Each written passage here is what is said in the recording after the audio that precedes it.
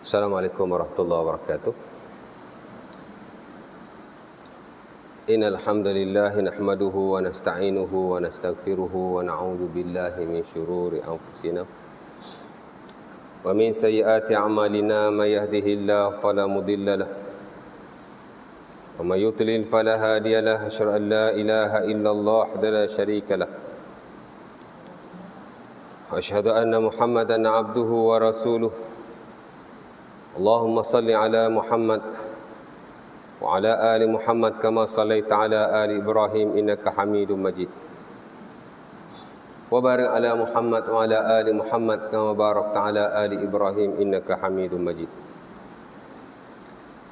Rabbi shrah li sadri wa yassir li amri wa hlul 'uqdatam min lisani yafqahu qawli, amma ba'du. Syukur alhamdulillah, dan pada malam ini dapat sama-sama kita berkumpul dan telah kita solat maghrib secara berjemaah. Yang akan kita sambung pengajian kita yang telah lalu daripada buku Al-Kabair, dosa-dosa besar yang dikarang oleh Al-Imam Syamsuddin Az-Zahabi rahimahullahu ta'ala.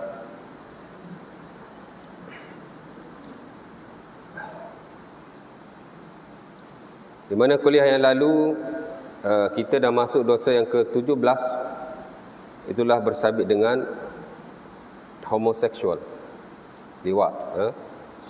Dan saya dah baca ayat Al-Quran yang bersabit dengannya, seperti surah Asy-Syu'ara ayat 165, 166, ya.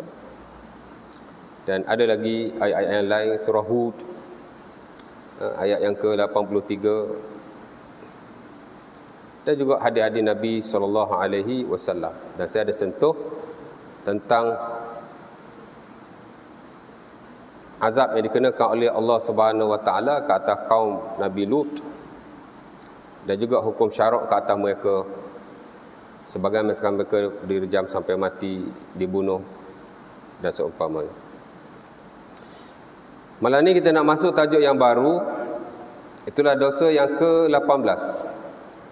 Al-Kabiratu Thaminatu Ashar, dosa yang ke-18, ya, yang bertajuk menuduh wanita yang baik-baik, yakni orang yang beriman, al-mukminat, yang telah berkahwin, yakni al-muhsanat, dengan tuduhan zina, ya. Dipanggil al-qazafu bizina. Qazaf lah, qazaf, ya. Tuduh orang berzina, ya. Saya baca dulu teks si pengarang, di mana beliau membawa beberapa ayat Al-Quran dan juga hadis-hadis Nabi SAW, ya, sebagaimana yang beliau lakukan ke atas bab-bab yang lain bila dia membawa akan dosa-dosa tertentu. Nak kata benda ni dosa, kena ada dalil lah. Nak kata benda ni tak boleh, benda ni haram, kena ada nas lah. Itu yang dilakukan oleh beliau. Dan itu yang saya baca daripada dosa yang awal-awal dulu, syirik, sampai dosa yang last hari tu, liwat, ya. Biasanya saya akan baca tajuk, saya akan baca ayat Quran, saya akan baca hadis Nabi, baru kita bawa tentang huraian-huraian para ulama dan seumpamanya, ya. Mesti ada nas lah, pasal dosa-dosa besar kan, ya. Dosa ni mesti ada sandaran dalilnya, ya. Jadi sebagaimana yang lain, beliau bawa mari dulu ayat Quran. Dia kata benda ni dosa, mana dalilnya? Ni. Pertama beliau, yakni Al-Imam Az-Zahabi rahimahullah, bawa mari surah An-Nur ayat yang ke-23. Di mana kata Allah Subhanahu Wa Taala, innal ladzina yarmuna al-muhsanati al-ghafilati al-mu'minati lu'inu fid dunya wal akhirah wa lahum 'adzabun 'adzim, ya. Maksudnya, sesungguhnya orang yang melemparkan tuduhan ke atas wanita-wanita perempuan yang baik-baik yang telah berkahwin, dan wanita itu adalah orang yang beriman, maka si penuduh itu dilaknat dilaknat yakni oleh Allah Subhanahu wa taala di dunia dan di akhirat, dan bagi mereka yakni orang-orang yang menuduh itu adalah azab yang teramat besar. Ya.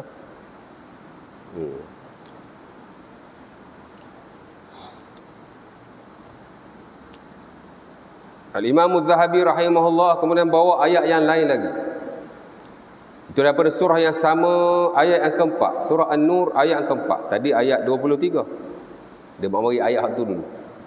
Ya, pasal ayat hak 23 tu nak sebut benda ni ada dosa yang besar. Dilaknat oleh Allah Subhanahu wa taala, yakni dosa besarlah. Ya. Cara para ulama kita menentukan suatu perbuatan itu ada dosa besar, bukan sekadar ia disebut sebagai dosa besar. Ya. Antaranya hak tu lah bila Nabi kata benda ni dosa besar. Ya. Istanibus sab'al mubiqat, adalah kamu menjauhi 7 perkara yang membinasakan. Itu juga menunjuk kepada dosa yang besar. Nabi tak sebut dosa besar, tapi Nabi kata benda ni akan membinasakan kamu. Ada dosa besar lah tu. Nabi pun sebut satu persatu. Syirik, sihir, bunuh orang yang tidak berdosa, makan harta anak yatim, ya, makan riba, lari daripada medan peperangan, dan menuduh orang yang suci dengan zina. Nabi tak sebut dosa besar, tapi Nabi kata ini adalah perkara yang akan membinasakan kamu. Dunia pun kamu akan binasa. Kalau kamu tak binasa pun masyarakat kamu akan hancur. Akhirat of course lah kamu akan diazab oleh Allah. Dosa besar lah tu.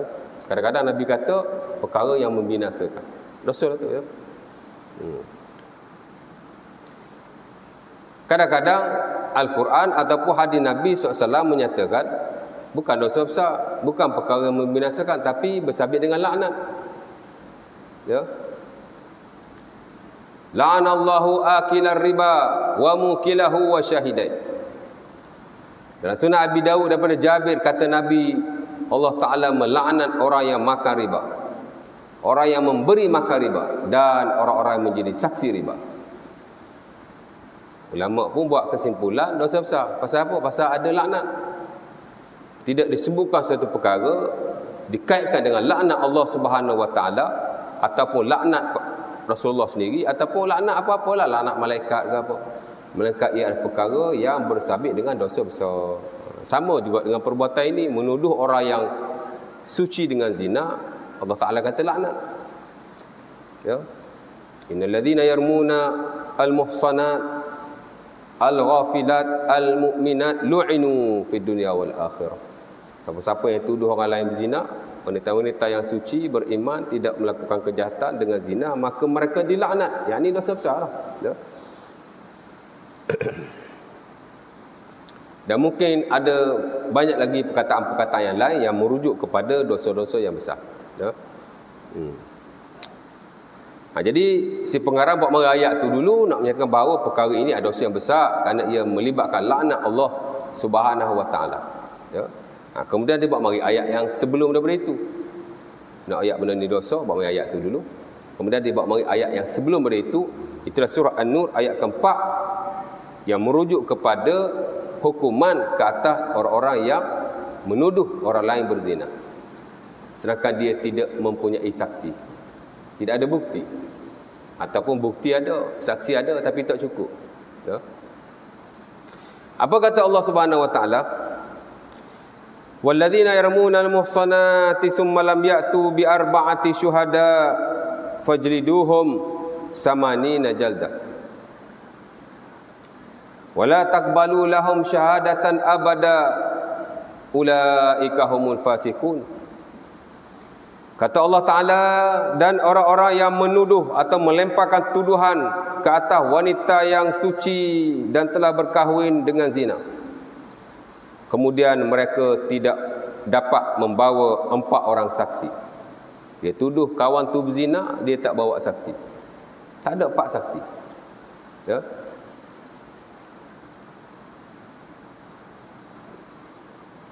Pak saksi ni mesti lelaki yang adil, yang baik perbuatannya, yang siqah, boleh dipercayai. Keempat-empat mesti hadir pada majlis itu. Tak boleh hak ni tengok pukul 3, hak ni tengok pukul 2, tak boleh. 2 orang tengok pukul 1 contohnya. Lepas tu dia balik. Datang lagi 2 orang tengok pukul 1 suku. Tak boleh. Dia kena 4-4 berada pada majlis yang sama pada waktu yang sama. Itu antara syarat dia lah ya.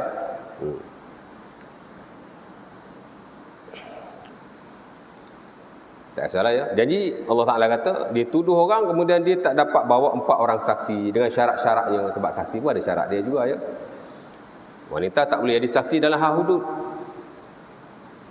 Tuduhan zina ni hudud ya. Wanita mungkin boleh jadi saksi dalam hal yang lain, tapi dalam bab zina, wanita kesaksian mereka tidak diterima. 3 orang lelaki, ada seorang wanita jadi saksi, tak boleh. Ya.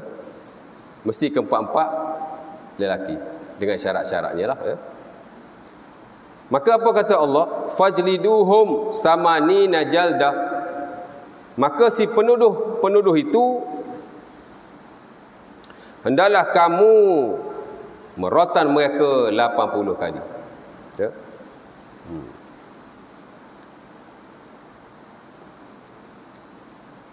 Hak penuduh pun kena rotan, hak jadi saksi pun kena rotan.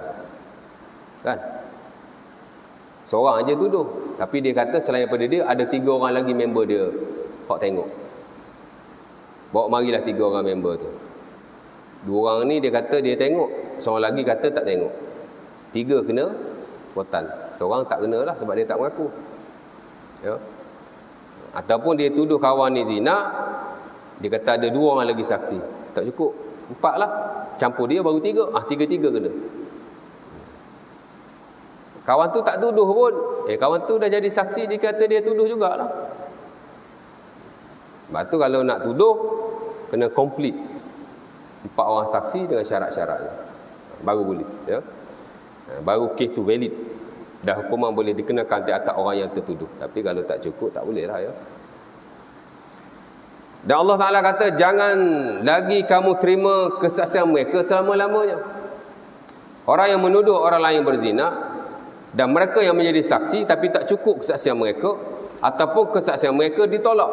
Kadang 4 orang dah, tapi ditolak kesaksian mereka kerana tak cukup syarat-syarat yang lain. 4 orang saksi, 3 ni okey, seorang lagi tak okey, pasal tak semayang. Qadi tahu dia ni tak semayang. Contohnya, tak semayang 5 waktu. Tak sikoh tak boleh diterima. Ya. Jadi setelah si penuduh ini tidak dapat membawa bukti, itulah 4 orang saksi dengan syarat-syaratnya, maka Allah Ta'ala larang mereka menjadi saksi lagi pada masa akan datang. La taqbalu lahum syahadatan abada. Penuduh-penuduh ini, saksi-saksi yang tak cukup syarat ini, kamu tak boleh lagi terima saksi mereka pada masa akan datang. Bukan hanya dalam bab hudud, dalam bab lain pun tak boleh terima dah. Allah Ta'ala tak terima kesaksian mereka. Ulaika humul fasikun. Mereka yakni si penuduh, termasuk hak saksi-saksi yang tak cukup tadi, adalah di kalangan orang-orang yang fasik. Ya. Itu bukan senang nak tuduh orang zina. Mesti pastikan kita cukup syarat dulu, cukup saksinya, barulah kita boleh menuduh jika benda tu benar-benar berlaku. Ya. Silap-silap kita tuduh orang, kita yang kena. Ya. Baik. Itu antara 2 ayat terpenting yang bersabit dengan tuduhan zina ataupun yang disebut sebagai qasas secara khusus, walaupun di sana masih ada lagi beberapa ayat yang lain yang digunakan oleh para ulama untuk menyabitkan perihal qazaf, walaupun ayat itu ayat-ayat yang am. Ada lagi lah dalil-dalil yang lain yang tidak dibawa oleh si pengarang, dan saya pun tak perlulah sebut ayat berkenaan. Ya. Nabi SAW bersabda, Al-muslimu man salimal muslimuna min lisanihi wa yadihi. Ya. Hadis Bukhari dan Muslim yang bermaksud seseorang muslim itu hendaklah orang Islam lain bebas daripada keburukan lidahnya dan tangannya. Maksudnya seseorang muslim itu dia tidak boleh memfitnah orang muslim yang lain dengan lidahnya, dan dia tidak boleh menzalimi orang lain dengan tangannya. Nabi SAW bersabda lagi dalam hadis yang diriwayatkan oleh Al-Imam At-Tirmizi rahimahullah,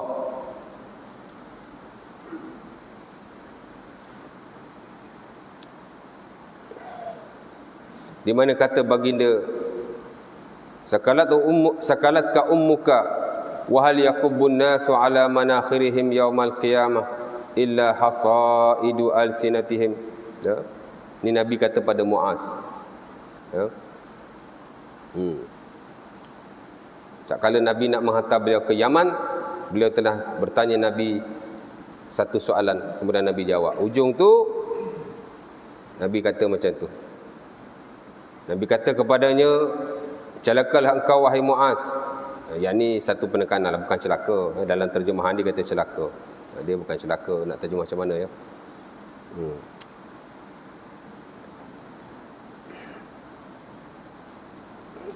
Dia tanya Nabi, ya Rasulullah, anahnu mu'akhazuna ala ma natakallamu bihi? Wahai Rasulullah, adakah kami akan diambil tindakan oleh Allah dengan kata-kata yang kami ucapkan? Maka Nabi berkata kepadanya, sakalatka ummuka. Ya. Maksudnya tak betul apa yang kamu faham itu Muaz. Ya. Secara mudahnya begitulah terjemahan dia. Tapi si pengarang kata celakalah engkau ya. Dia bukan celaka. Dia satu perkataan yang digunakan oleh orang Arab bila dia tak setuju dengan sesuatu statement yang dikatakan oleh seseorang. Muaz kata, kita ni akan diazab ke kalau kita bercakap benda yang tak betul? Macam itulah. Nabi kata, sakalat ka ummuka. Ibumu kehilanganmu wahai Muaz. Itu maksud dia lah. Itu terjemahan secara bahasanya. Tapi ia satu perkataan yang digunakan oleh orang Arab bila dia tidak bersetuju dalam sesuatu hal ya. Tapi dia terjemah celaka, bukan celaka ya. Nabi berkata, hal yakubun nasu ala manakhirihim yaumal qiyamah illa hasaidu alsinatihim. Tidaklah wajah manusia itu dihumban pada hari kiamat melainkan dengan hasil daripada lidah-lidah mereka. Ya. Selain daripada kata-kata dusta yang mereka ucapkan, fitnah-fitnah yang mereka taburkan kepada orang-orang tertentu. Sebenarnya hadis-hadis saya baca ini tidak tertentu kepada qazaf, tuduhan zina semata-mata. Tapi ia adalah hadis yang am, menunjukkan bahawa sebarang perkara yang tidak baik yang keluar daripada mulut kita, of course lah, fitnah-fitnah atau tuduhan-tuduhan tertentu ke atas orang lain akan menyebabkan kita dihumban oleh Allah Subhanahu Wa Taala dalam neraka, wal ayazubillah ya. Jadi jangan suka-suka tuduh orang, jangan senang-senang tuduh orang ya. Melainkan jika kita ada bukti. Kadang-kadang kita ingat benda ni simple, tapi tidak ya. Fitnah ni bukan sekadar mumpat, bukan sekadar dusta, tapi kita tuduh orang lain. Nak-nak kalau kita tuduh tu benda yang besar. Ya.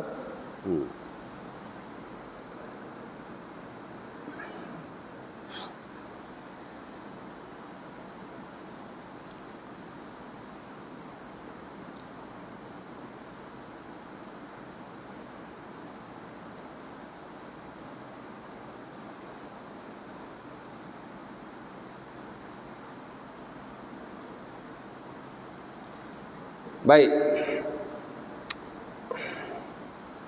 Allah Subhanahu wa taala berfirman, walladzina yu'dzuna al-mu'minina wal mu'minat bighairi maktasabu faqad ihtamalu buhtanan wa isman mubina.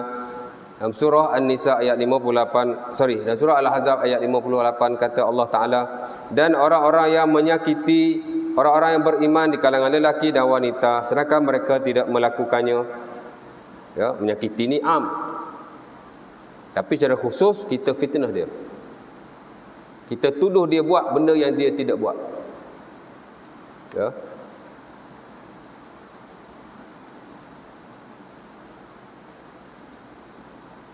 Maka Allah Ta'ala kata mereka telah melakukan suatu tuduhan yang jahat. dan of course mereka akan menerima dosa yang besar, ya.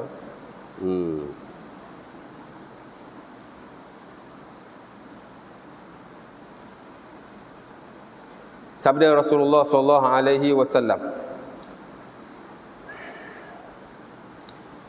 dalam hadis yang diriwayatkan oleh Al-Imam Al-Bukhari dan Muslim, man qazafa mamlukahu bizina yuqamu alaihi al-had yaumal qiyamah illa an yakuna kama qala. Maksudnya sesiapa yang menuduh hambanya dengan zina, ya. Tuduh hamba pun tak boleh, tuduh orang yang merdeka, yakni selain hamba, lebih-lebih lagi tidak boleh, ya. Sesiapa yang menuduh hambanya dengan zina, mamluk boleh diterjemahkan sebagai hamba, ataupun orang-orang yang berada di bawahnya, orang-orang yang dimilikinya, ya. Maka kalau dia tidak ada bukti, tidak ada saksi, pada hari kiamat akan didirikan hudud ke atasnya, yakni akan diazab oleh Allah Subhanahu wa taala, melainkan jika tuduhan itu benar-benar berlaku, ya. Baik. Jadi menerusi ayat-ayat Al-Quran dan juga beberapa hadis Nabi sallallahu alaihi wasallam yang saya baca, yang dinukilkan oleh si pengarang, jelaslah kepada kita bahawa menuduh seseorang perkara yang dia tidak lakukan, perkara yang buruk, khususnya berkait dengan zina, ada suatu perkara yang membawa kepada dosa yang besar dan akan membawa kepada azab Allah Subhanahu wa taala pada hari kiamat nanti, ya. Sebab itu Al-Imam Ibn Qudamah Al-Maqdisi dalam buku fiqh besar beliau Al-Mughni dalam bab hudud, sebab qazah ni duduk bawah hudud, ha? Biasa dengar hudud kan, hukum hudud lah, ya. Hudud-hudud ni sebenarnya dalam Islam bila sebut hudud ni dia banyak maksud, ya. Pertama, hudud secara am, ya. Semua daripada kita terlibat dalam hudud-hudud yang am. Kerana hudud yang am ini ialah semua perkara yang diharamkan oleh Allah Subhanahu wa taala. Umpama yang diwartakan dalam buku-buku fiqh, al-hudud hiya ma harramahullah Subhanahu wa taala. Al-hudud nafsul maharim allati harramahallahu azza wa jalla fi kitabih aw rasuluhu fi sunnatihi. Hudud-hudud ni ialah, yakni secara am, perkara-perkara haram yang dilarang oleh Allah Subhanahu wa taala dalam kitabnya ataupun Nabi dalam sunnah dan hadisnya. Hudud lah tu, ya. Sebab tu bila kita lihat dalam Quran, Allah Taala sebut hudud ni banyak macam, antaranya hak ni lah, perkara yang tidak boleh dilakukan oleh kita, ya. Dalam surah Al-Baqarah ayat 187, bila Allah Taala kata, bila kamu beriktikaf, kamu tak boleh bersama dengan isteri. Wala tubashiruhunna wa antum aakifuna fil masajid. Janganlah kamu berseronok-seronok dengan isterimu sedangkan kamu beriktikaf dalam masjid.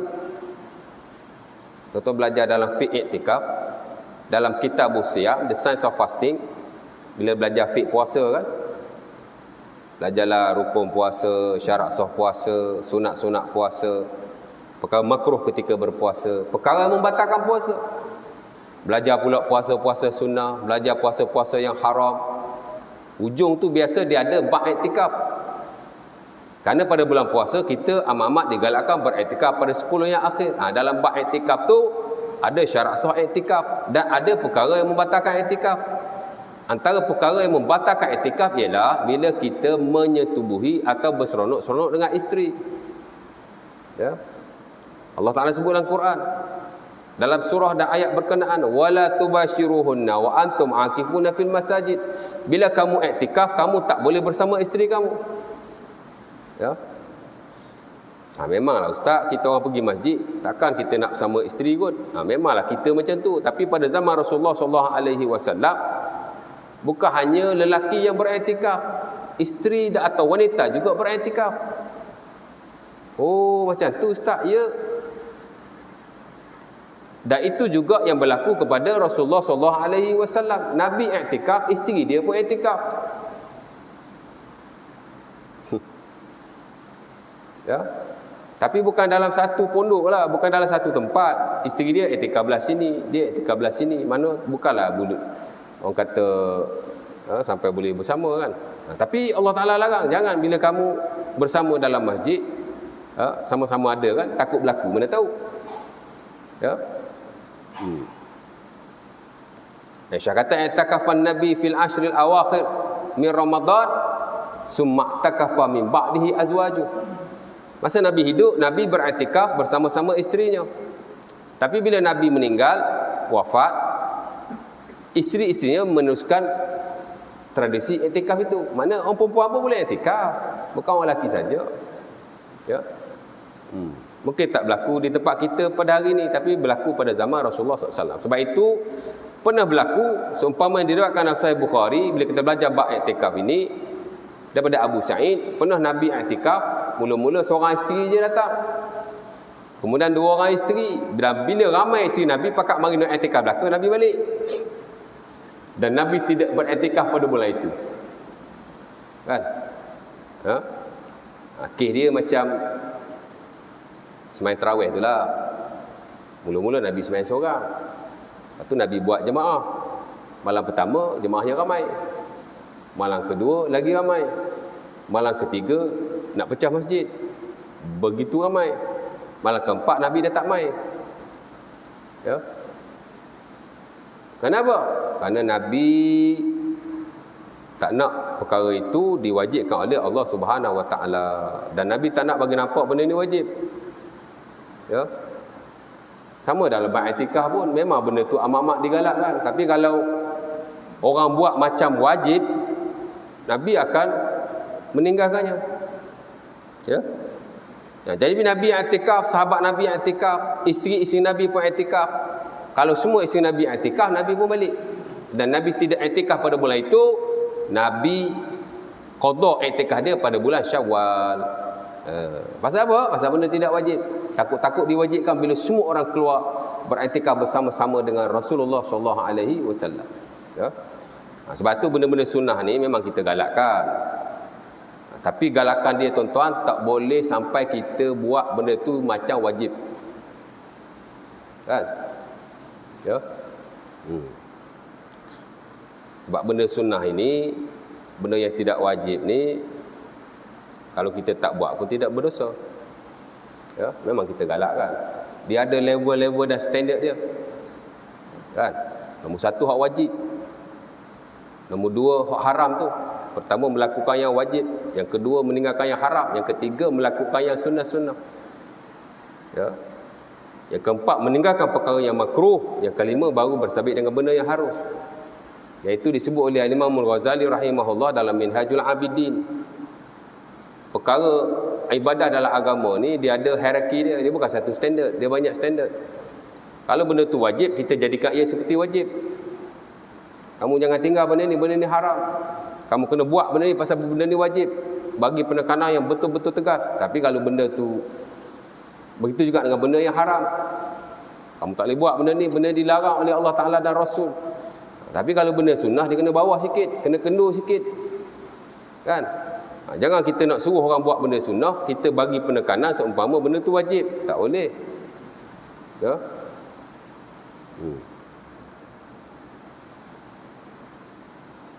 Macam kita kata wirid selepas semayang lah. Ada setengah ustaz dia marah tuan. Orang hari ni dia kata malas zikir, lepas semayang terus cabut. Kan? Wirid lepas semayang ni bukan wajib. Sambil berjalan pun boleh zikir, boleh berwirid. Ya? Sahabat Nabi SAW lepas semayang bukan semua duduk atas tikar sejadah. Some of them beredar. Termasuk Rasulullah SAW sendiri. Ya? Dan begitu juga dalam hal-hal yang lain. Sembahyang tarawih umpamanya, kita bagilah penekanan, tapi jangan macam benda tu wajib pula. Kan? Kalau nak kira dari sudut afdalnya, rawatib ba'diyah qabliyah tu lebih afdal daripada sembahyang tarawih. Kalau saya tak semayang tarawih, tapi saya jaga semayang ba'diyah, qabliyah, every prayer, saya lebih baik daripada orang yang semayang tarawih tak tinggal, tapi ba'diyah, qabliyah tak semayang. Jadi apa yang nampak baik di mata kita, kurang di mata kita, belum tentu baik atau kurang di mata syarak. Betul tak? Kalau kita nampak benda ni macam afdal lah ya. Orang tak semari semayang berjemaah, kita relax aja. Tapi kalau orang tak mari semayang tarawih, kita rasa lain macam. Termasuk kita sendiri. Kalau kita tak mari semayang berjemaah, kita tak rasa berdosa. Tak mari tarawih rasa macam berdosa pula. Malu pula dengan jiran-jiran. Nak malu apa? Benda tak wajib. Benda sunnah. Kan? Tapi kalau semayang tu lebih baik. Tapi nak kena faham lah. Dia panggil level-level dalam ibadah tu. Standard-standard dalam ibadah tu. Kan? Apa-apa pun penekanan kita ialah perkara-perkara yang wajib. Kemudian bersabit dengan haram, yang ini ditinggalkan. Kemudian baru benda yang sunnah-sunnah. Ada golongan dia mementingkan benda yang sunnah-sunnah. Ya.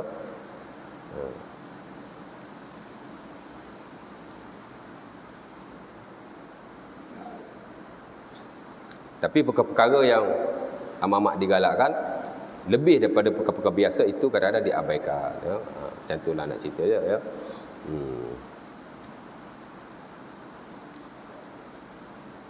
Baik. Nak isyak dah? Tadi ya. Kat mana tadi ya? Lupa. Mana Haji atas kursi? Mana ni tak ada? Azan Haji? Apa lagi? Okey, baik. Kat mana tadi? Saya sebut tadi kan. Hudud ya. Hudud secara am semua orang terlibat kerana ia melibatkan apa yang dilarang oleh Allah Subhanahu Wa Taala. Dalam Quran Allah Taala sebut hudud merujuk kepada perkara yang dilarang.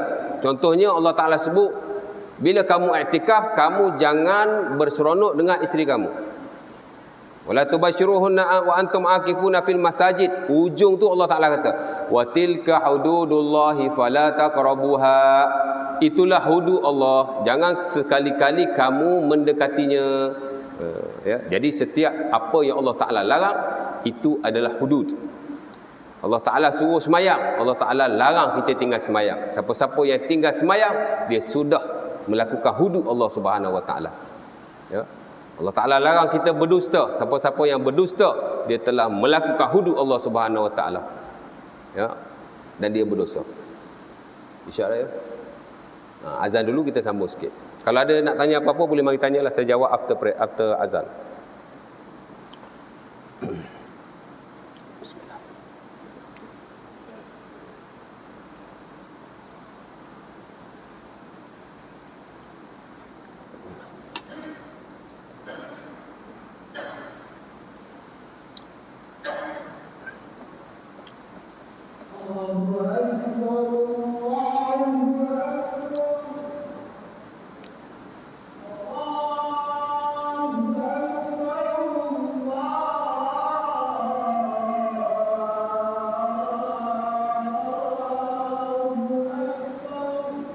Allah Akbar.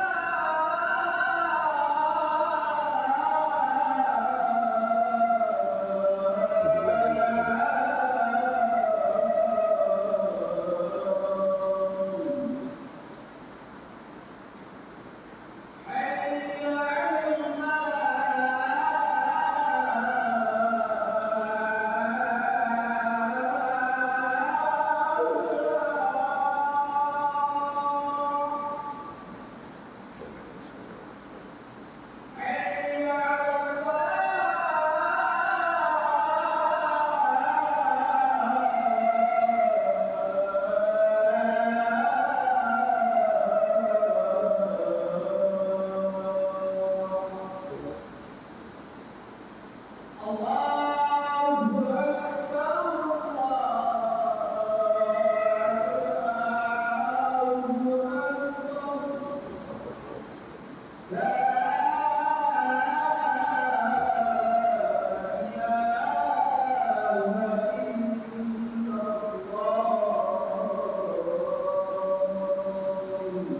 ilaha illallah. Allahumma rabbana anta salatul qiyam Muhammad.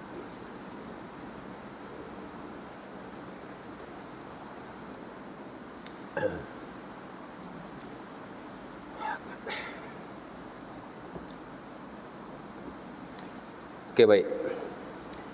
Jadi hudud-hudud ni secara amnya ialah perkara yang dilarang oleh Allah Subhanahu Wa Taala. Semua hudud lah ya. Jadi dalam Quran Allah Taala sebut hudud tentang i'tikaf. Ada ayat Allah Taala sebut hudud berkaitan dengan talak. Kerana talak, cerai, ada hukum hakamnya yang mesti dipatuhi. Siapa-siapa yang tidak mematuhi hukum hakam cerai seumpama yang dinaskan oleh Allah Subhanahu Wa Taala dalam Quran atau Rasulullah SAW dalam hadisnya, berarti dia telah melanggar hudud Allah Subhanahu Wa Taala. Hudud ni dia luar konteks dia. Ya. Kan? Allah Taala dalam Quran suruh cerai sekali-sekali, at-talaqu marratan. Bukan main cerai 3 sekaligus. Ada orang dia marah bini dia cerai talak 1000 terus. Haram, dan ia telah melanggar hudud Allah Subhanahu Wa Taala. Seumpama yang Allah Taala sebut dalam surah Al-Baqarah ayat 229. Kalau tadi pasal i'tikaf tu Al-Baqarah 187. Lepas pada tu Allah Taala sebut lagi bersabit dengan talak. Allah Taala kata at-talaqu marratan fa imsakum bima'ruf aw tasrihum bi ihsan. Tolak ni 2 kali. One after another, marratan. Mana cerai orang ni kena satu-satulah. Kau marah kat bini kau sangat, kau cerailah sekali. Betul tak? Jangan main bantai 3 sekaligus. At-talaqu marratan. Allah Taala kata ya, perceraian itu, divorce itu marratan, one after another. Bukan main cerai sekaligus. Kan? Jatuh juga di sisi majority, ya. Dan itu peramalan di Malaysia, negeri-negeri di Malaysia. Perlis je, perlis dia lain sikit. Dia tak jatuh sekali ya. Contoh cerai isteri talak 3 jatuh 1 je. Ya. Adalah dalil, tapi yang disebut oleh Allah Taala one after another, at-talaqu marratan.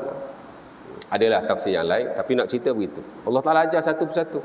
Ujung tu Allah Taala kata fala wa tilka hududullah fala ta'taduha. Tolak-tolak ni adalah hudud Allah. Jadi jangan sekali-kali kamu melanggarnya. Ya. Sebab itu bila pihak berkuasa agama mewajibkan kursus kahwin ke atas pasangan-pasangan yang nak berkahwin, satu perkara yang bagus. Ya. Tapi kadang-kadang kursus 2 hari dia banyak, dia punya tajuk, modul dia tu banyak. Tuan-tuan mungkin tak pernah hadiri lah ya. Tapi sejak tahun 2006 ia diwajibkan. Tahun pertama lah saya nak kahwin tahun tu. Tadi saya pun kena masuk jugalah ya. 2 hari khusus. Hari pertama full day, pagi sampai petang. Hari Sabtu, hari Ahad half day. Tapi pada waktu tu saya kerja malam. Jadi saya masuk kursus, saya pun tidur. Saya tak tahu apa yang dibincangkan. Tapi saya tahulah ada bab hukum akam talak pun ada, pengurusan rumah tangga pun ada, pemakanan pun ada. Apa yang kita nak bagi anak kita makan, apa yang berkhasiat pun ada juga. Macam-macam tajuk yang dimasukkan. Modul dia banyak kan. Saya tidur sampai ahli panel tu dia nampak saya tidur kan. Dia tanya kenapa tidur? Saya kata malam tadi saya kerja malam. Yalah dulu kita bukan ustaz. Kita baru nak start. Kerja pun kerja macam-macam kan. Kerja malam, siang ngantuk tidur. Ahli panel tu kata tak apalah, awak tidur je lah. Janji awak duduk dalam ni tak keluar. Jadi saya kursus tidur je lah. Tapi saya tahulah tajuk-tajuk ni tu saya tahu. Pertama in detail saya pun tak berapa ingat. Pasal banyak tidur kan. Tapi dapat sijil boleh kahwin okey je.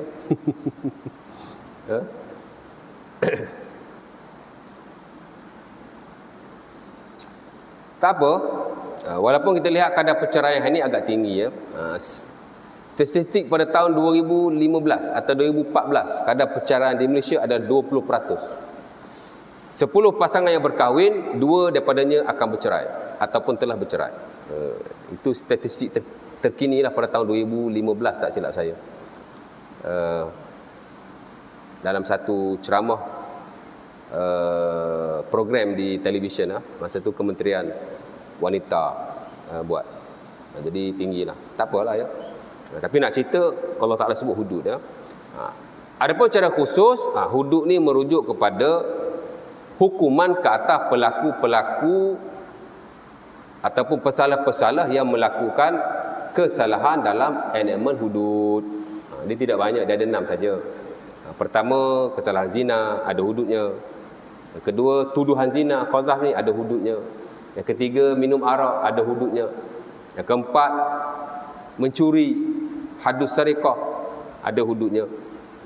Yang kelima, apa lagi ya? Saya pun lupa.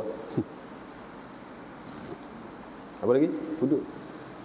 Zina, tuduhan zina, pencuri, minum arak, ada nombor 5 apa? Apa?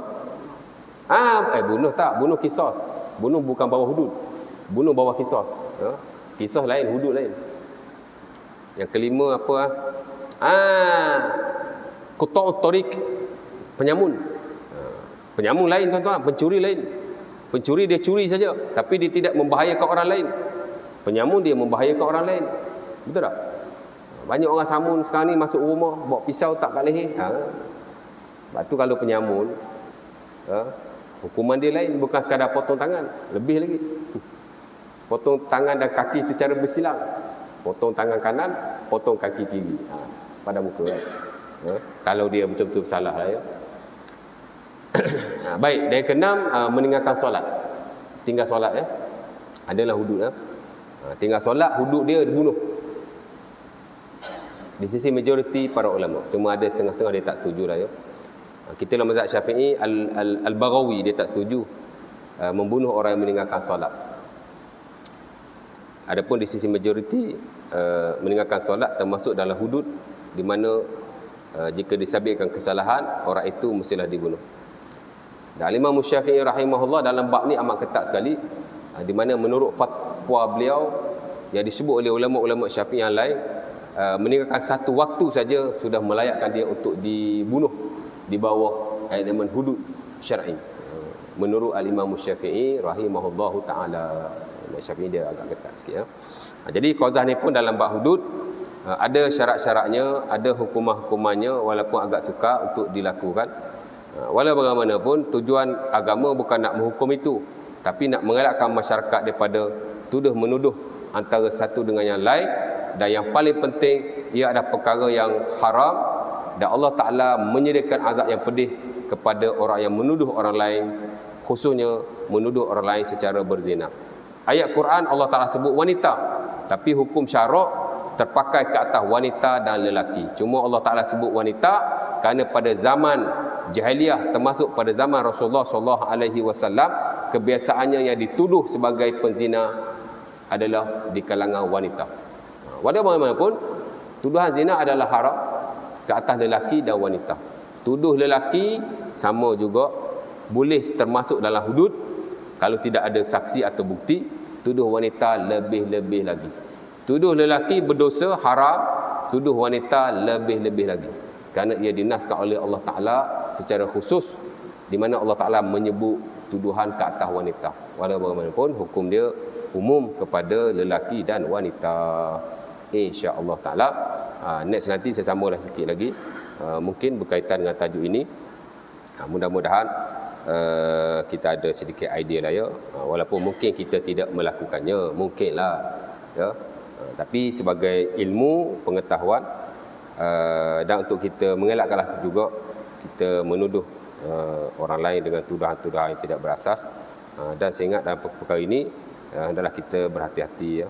Mudah-mudahan kita tidak dapat orang kata dosa-dosa yang besar inilah, insya-Allah taala. Jadi kalau tidak ada soalan, kita akan berhenti setakat ini.